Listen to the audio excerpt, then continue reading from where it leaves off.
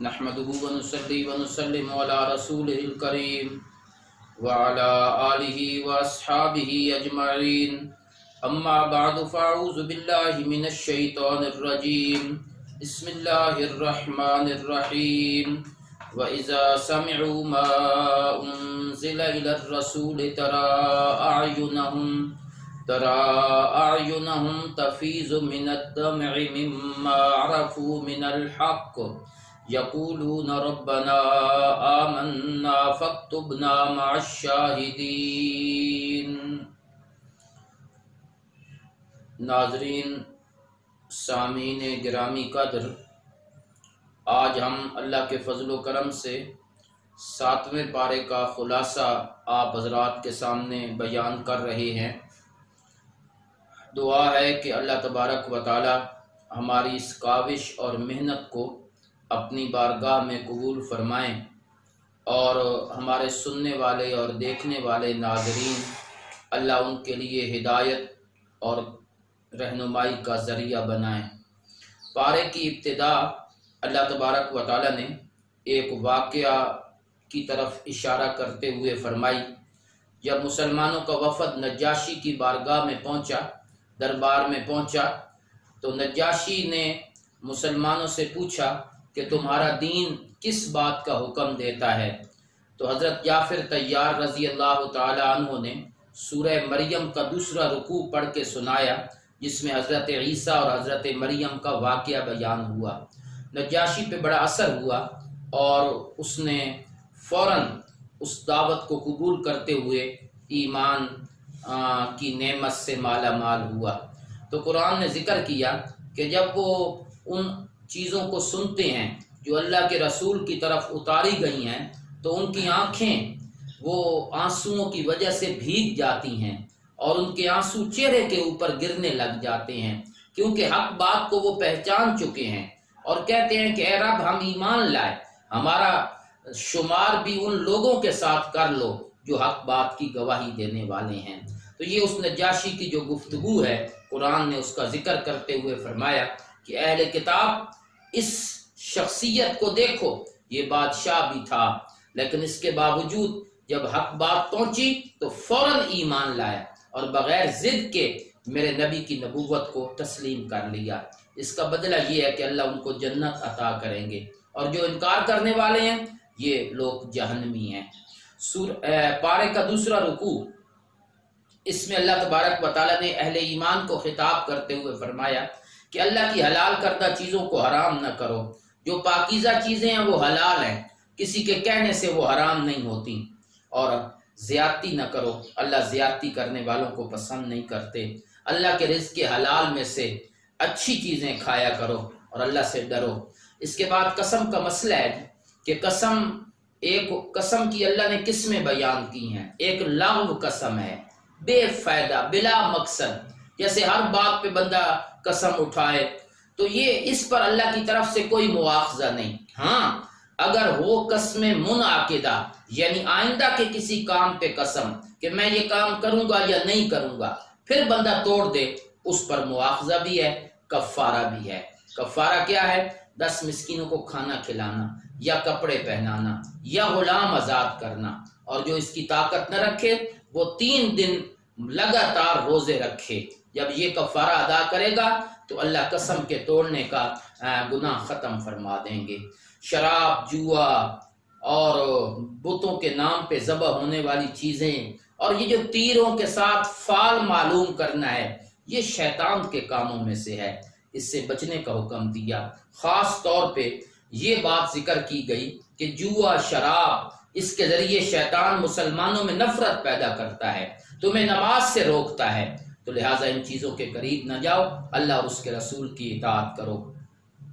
रुकू नंबर 3 में अल्लाह तबारक व तआला फरमाते हैं कि जब इहराम बांध लो तो उसके बाद फिर शिकार नहीं करना और अपने हाथों से और अपने नेज़ों से शिकार से रुकना है और कोई ऐसा काम नहीं करना जो इहराम के खिलाफ है, क्योंकि ये अल्लाह ने इन चीज़ों को हराम कर दिया है। और शिकार की हालत में किसी भी एहराम की हालत में किसी शिकार को कत्ल नहीं करना। अगर कोई कत्ल करेगा तो उसका बदला देना पड़ेगा। اور وہ بدلہ کیا ہے جی؟ کہ جانور ذبح کرے یا مسکینوں کو کھانا کھلائے یا اس کے برابر روزے رکھے، تو یہ اس جرم کا بدلہ ہے جو احرام کی وجہ سے انسان کبھی شکار کر لیتا ہے۔ البتہ سمندر کے شکار حلال ہیں، احرام کی حالت میں بھی اللہ نے سمندر کے شکار کو حلال قرار دے دیا ہے۔ پھر اللہ نے بیت اللہ کی عظمت کا ذکر کیا کہ کعبہ جو ہے یہ بیت الحرام، یہ کائنات کے قیام کا سبب ہے۔ اللہ اس کی وجہ سے کائنات قائم ہے، جب تک حج ہوتی رہے گی اللہ کائنات کو برقرار رکھیں گے، اور جب حج کا سلسلہ ختم ہو جائے گا تو کائنات کے اندر فساد پیدا ہو جائے گا۔ رسول کی ذمہ داریاں ذکر کی کہ میرے نبی کے ذمے پہنچا دینی ہے بات، اور پھر فرمایا کہ اچھی اور بری چیز برابر نہیں ہوتی، چاہے بری چیز کتنی زیادہ کیوں نہ ہو، ہمیشہ اچھی چیزیں پسند کرو، جائز چیزیں۔ چوتھے رکوع میں اللہ تبارک و تعالیٰ نے ایک قانون ذکر کیا۔ کچھ لوگ میرے نبی سے ایسے سوالات کیا کرتے تھے جو بالکل غیر متعلقہ سوال، مثلا کوئی کہتا ہے میرا باپ کون ہے، میرا دادا کون ہے، میں جنت میں جاؤں گا یا جہنم میں، تو اللہ نے اس سے روکا کہ ایسے سوال نہ کیا کرو، کہ ہو سکتا ہے کہ اگر وہ پیغمبر وحی کے ذریعے اس کا جواب دے تو تمہیں وہ اچھا نہ لگے، تو لہٰذا ان فضول قسم کے سوالات سے اپنے آپ کو بچانا ہے۔ اس سے پہلے بھی قوموں نے سوال کیے ہیں لیکن وہ سوال ان کے حق میں بہتر نہیں ہیں۔ کچھ چیزیں مشرکین نے اپنے اوپر حرام کی ہوئی تھیں، کچھ جانور، بحیرہ، سائبہ، وسیلہ، حام، ان کے بارے میں تصور یہ تھا کہ ان کا دودھ نہیں پینا، ان پہ سواری نہیں کرنی۔ اللہ نے فرمایا جب میں نے حرام نہیں کیا تو تم کون ہوتے ہو حرام کرنے والے؟ یہ حلال چیزیں ہیں اور اللہ کی آیات اس بات پہ شاہد ہیں۔ اللہ کے حکام کو مانو اور اللہ کے حکام کو تسلیم کرو۔ اس کے بعد اللہ تبارک و تعالیٰ نے قسم کا ایک مسئلہ ذکر کیا ہے کہ اگر کہیں اختلاف ہو جائے، کہیں جھگڑا ہو جائے، کوئی بندہ فوت ہو جائے اور وہ وصیت کر کے جائے کسی چیز کے بارے میں، ورثاء کا اور ان لوگوں کا آپس میں اختلاف ہو جائے، تو پھر قسمیں اٹھانی ہیں، اور قسم بھی اللہ کے نام کی اٹھانی ہے کہ ورثاء بھی صحیح قسم اٹھائیں اور وہ جو وصیت کے وقت موجود لوگ ہیں وہ بھی صحیح قسمیں اٹھائیں تاکہ ورثاء کو ان کا صحیح حق مل جائے۔ اس واقعہ کو ذکر کر کے رکوع نمبر 5 میں اللہ تبارک و تعالیٰ فرماتے ہیں کہ قیامت کے دن اللہ سارے رسولوں کو جمع کر کے ایک بات پوچھیں گے، ماذا اجبتم، قوم نے تمہیں کیا جواب دیا، قوم نے کیا کہا تمہیں، تم نے قوم کو تبلیغ کی، قوم نے کیا جواب دیا؟ تو سارے نبی بیک زبان کہیں گے لا علم لنا، یا اللہ ہمیں اس بات کا علم نہیں ہے کیونکہ غیب جاننے والی ذات تیری ہے۔ یہ وہ سوال ہے جو پیغمبروں کی وفات کے بعد جب قوم نبیوں کی تعلیمات کو فراموش کر بیٹھی اور غلط اس کو رنگ دیا اور کہنے لگے کہ یہی نبیوں کی تعلیمات ہے، تو اس کے بارے میں پوچھا جائے گا کہ یہ قوم تو یہ کہہ رہی ہے، تو تمہارا اس کے بارے میں کیا خیال ہے؟ تو اللہ کے نبی کہیں گے یا اللہ مرنے کے بعد ہمیں کسی چیز کا علم نہیں۔ پھر اللہ نے حضرت عیسیٰ علیہ السلام کو الگ کر کے سوال کرنا ہے کہ عیسائی کہتے ہیں کہ حضرت عیسیٰ یہ کہہ کے آئے ہیں کہ ہماری عبادت کرو، اللہ ان کو الگ کر کے کہیں گے۔ حضرت عیسیٰ اور حضرت مریم کو خطاب کرتے ہوئے اللہ اپنی نعمتیں گنوائیں گے کہ عیسیٰ میں نے تجھ پر اور تیری ماں پر بڑی نعمتیں کی ہیں، میں نے تجھے روح القدس کے ساتھ تیری تائید کی، تو لوگوں سے بات کرتا تھا ماں کی گود میں نے تجھے کتاب، حکمت اور انجیل عطا کی، پھر تو تیرے معجزات تو دیکھ، پرندے کی شکل بنا کے اس میں پھونک مارتا تھا، وہ سچ مچ کا پرندہ بن جاتا تھا، مادر زاد اندھا، مادر زاد نابینا تیرے ہاتھوں سے ٹھیک ہو گئے۔ یہ ساری باتیں ذکر کر کے اللہ نے فرمایا کہ میرے پیغمبر ایک وقت وہ بھی تھا جب ساری دنیا تیرے خلاف تھی اور چند لوگ وہ تیرے ساتھ کھڑے تھے اور تیری تائید میں کھڑے تھے، ہم نے ان کے ذریعے تیری مدد کی، ہم نے آسمان سے دسترخوان اتارا تاکہ ان کو تسلی ہو جائے کہ آپ اللہ کے نبی ہیں۔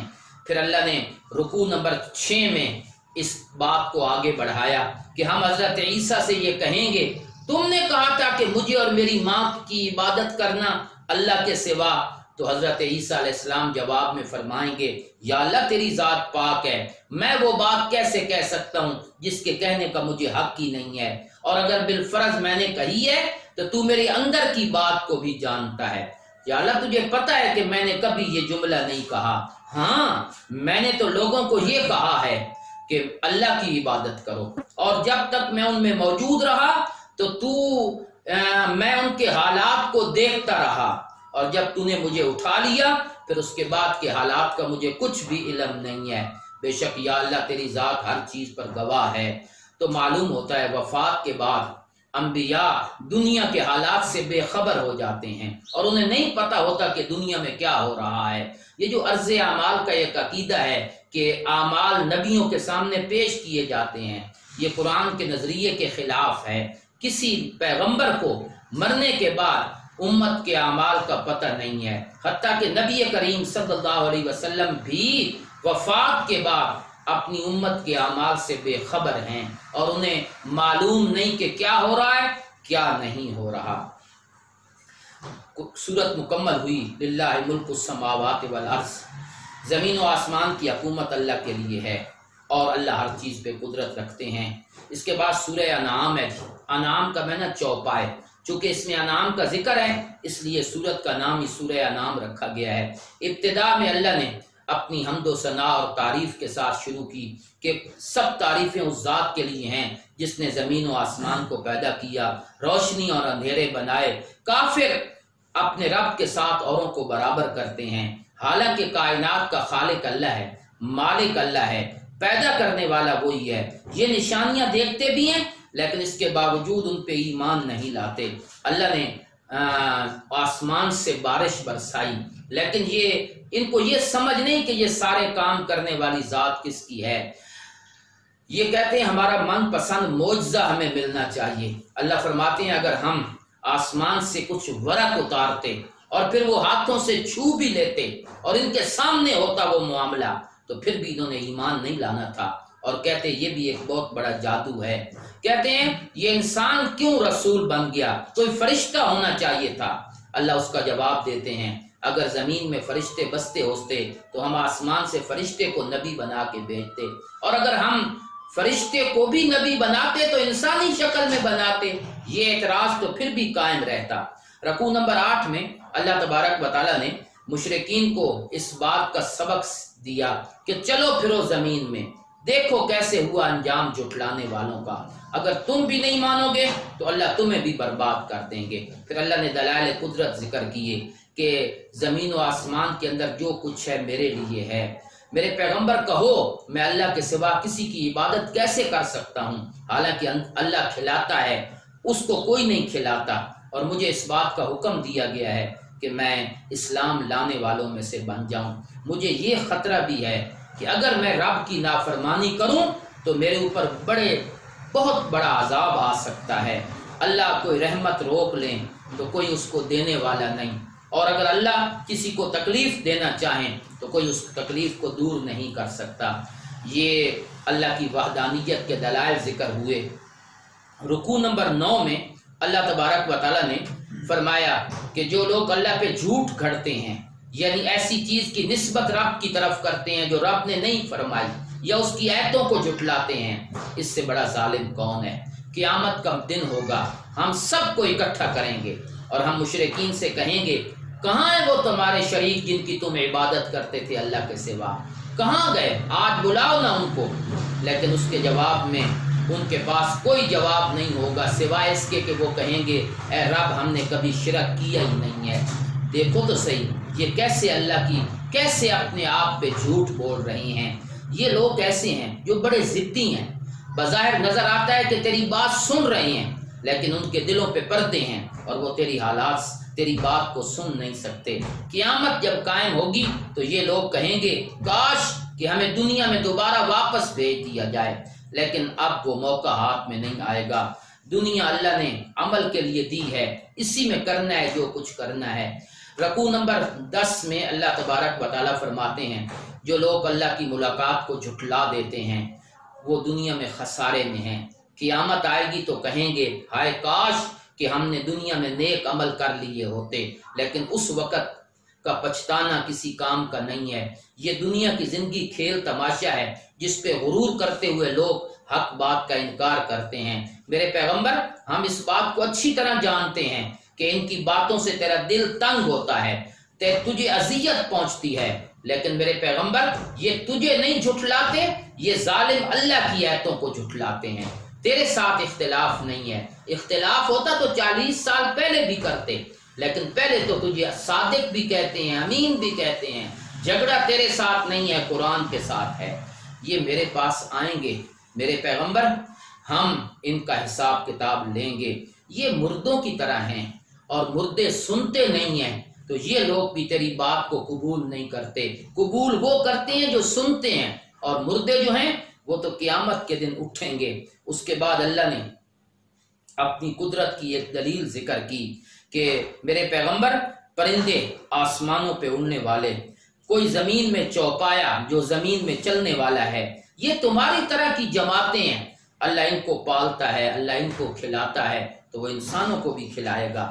اور جو لوگ اللہ کی آیتوں کی تکذیب کرتے ہیں یہ جانوروں سے بھی بدتر ہیں۔ سنو میرے پیغمبر، جب ان پہ عذاب آتا ہے یا ان پر قیامت آئے گی تو اللہ کو ہی پکاریں گے، اور سب جن کو اللہ کے سوا پکارتے ہیں وہ سب ان سے دور ہو جائیں گے۔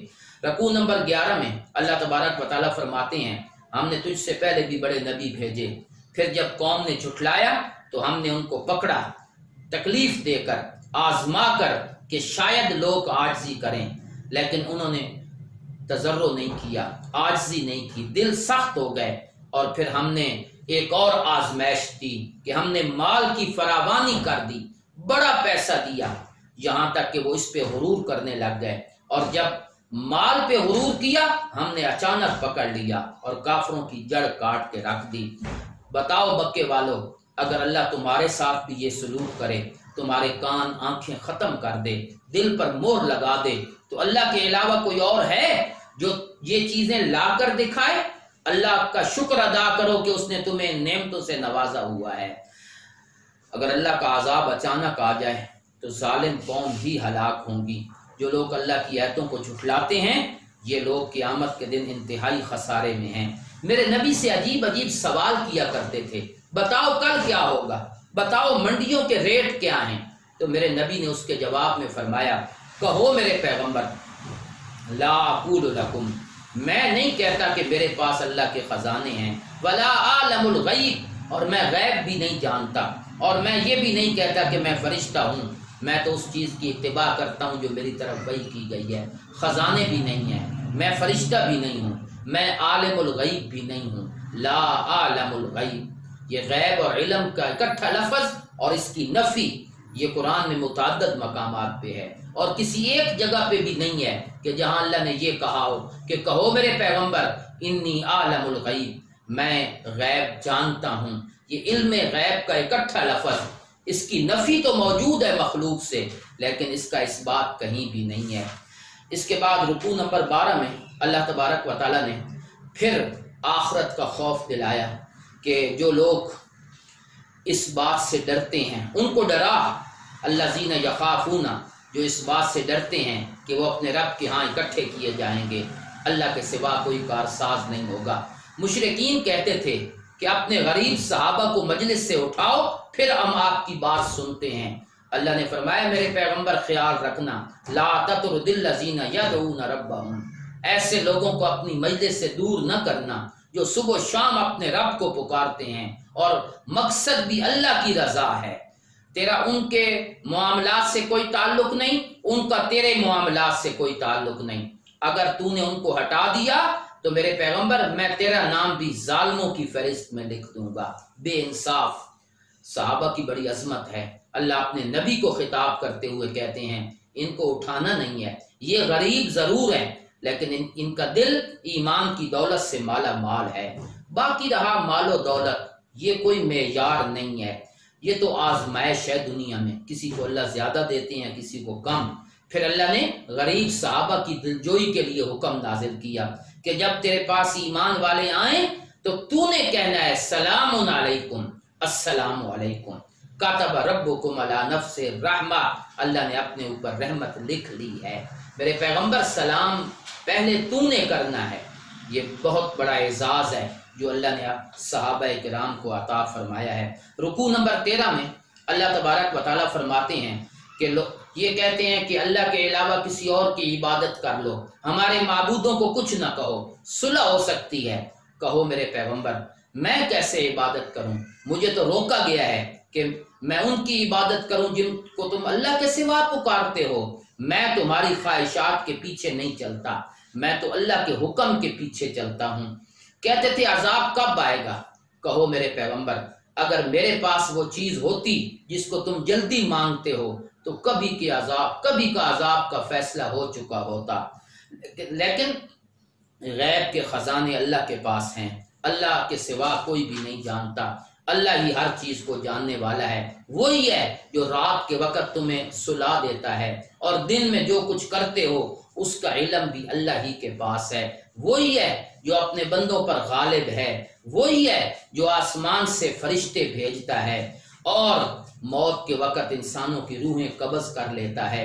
کون ہے جو خشکی اور اندھیرے سمندر اور خشکی کے اندھیروں سے تمہیں نجات دیتا ہے جب تم اس کو پکارتے ہو بڑی عاجزی کے ساتھ اور کہتے ہو کہ یا اللہ اگر یہاں سے نجات عطا کر تو ہم توحید کو مان لیں گے۔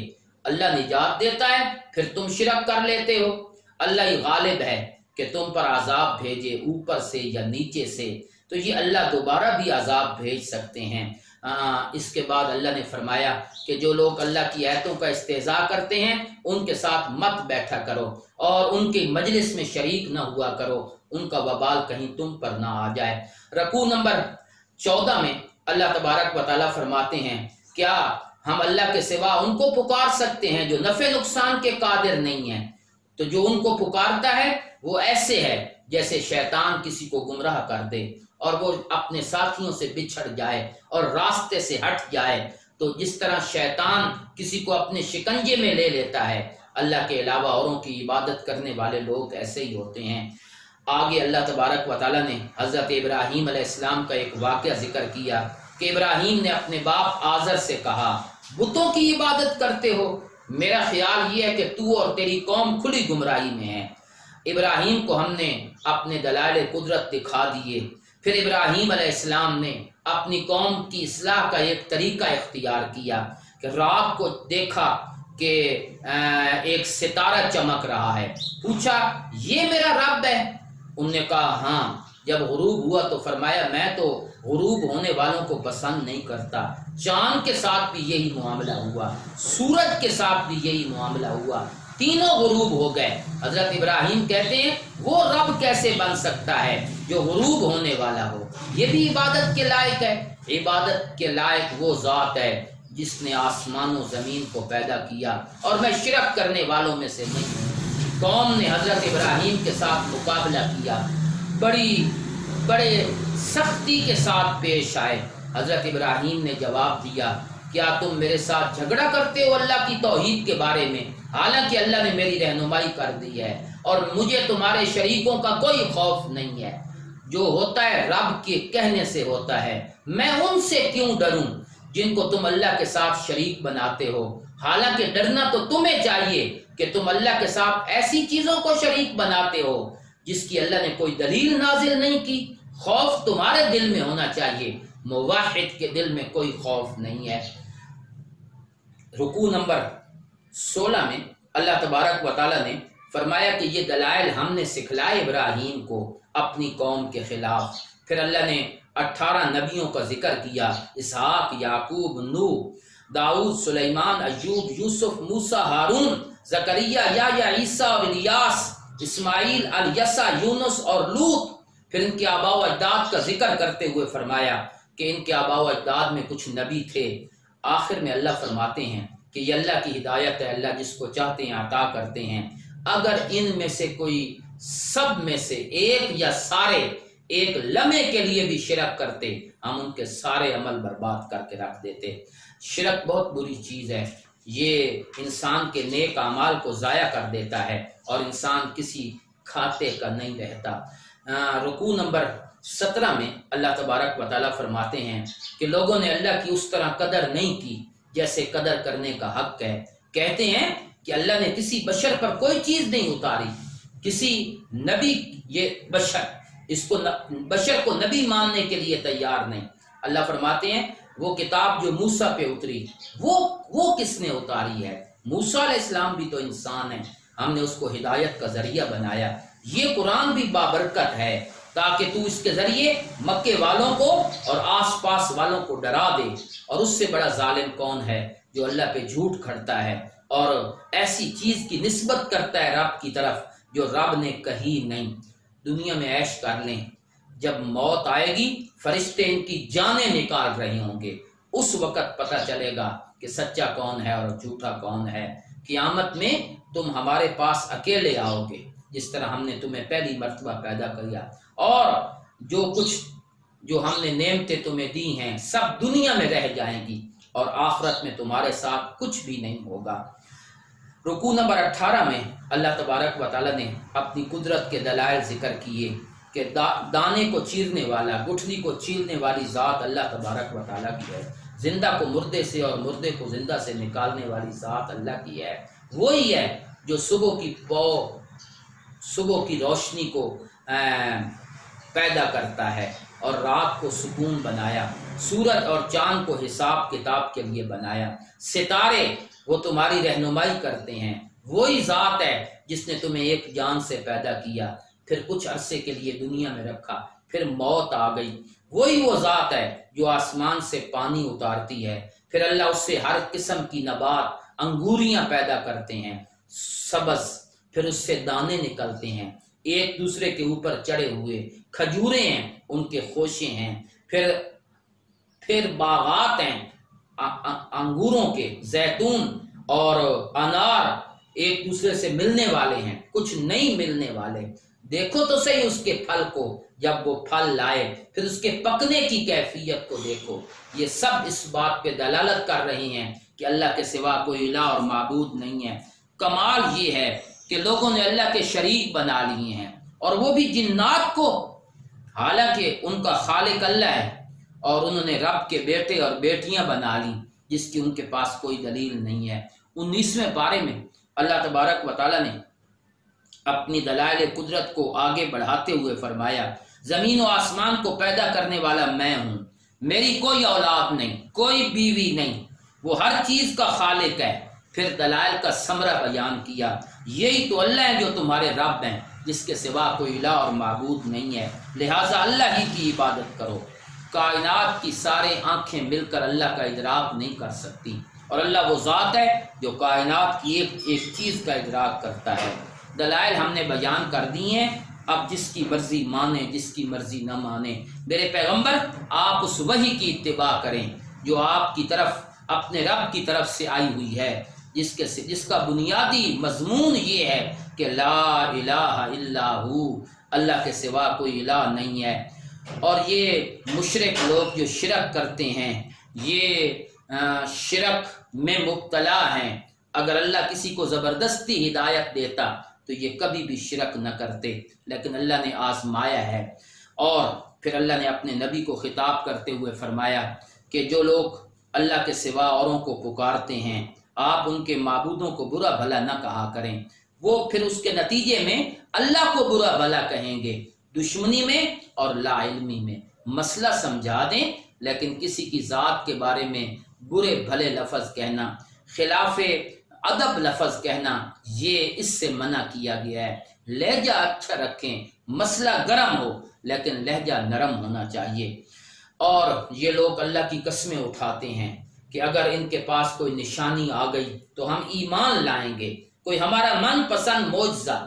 اللہ کہتے ہیں نشانیاں تو آ گئی ہیں لیکن نشانی دینے والی ذات اللہ تبارک و تعالیٰ کی ہے، یہ آ بھی جائے تو پھر بھی ایمان نہیں لائیں گے، اس لیے کہ ہم لوگوں کے دلوں کو پھیرتے رہتے ہیں ہدایت سے گمراہی کی طرف، گمراہی سے ہدایت کی طرف، اور یہ اپنی سرکشی میں مگن رہتے ہیں اور اندھے بنے رہتے ہیں۔ جو ضد کے اس درجے پر آ جائے ان کے لیے ہدایت کے راستے بند ہو جاتے ہیں۔ اللہ مجھے اور آپ کو قرآنی تعلیمات پہ عمل کرنے کی توفیق عطا فرمائیں۔ وما علینا الا البلاغ المبین۔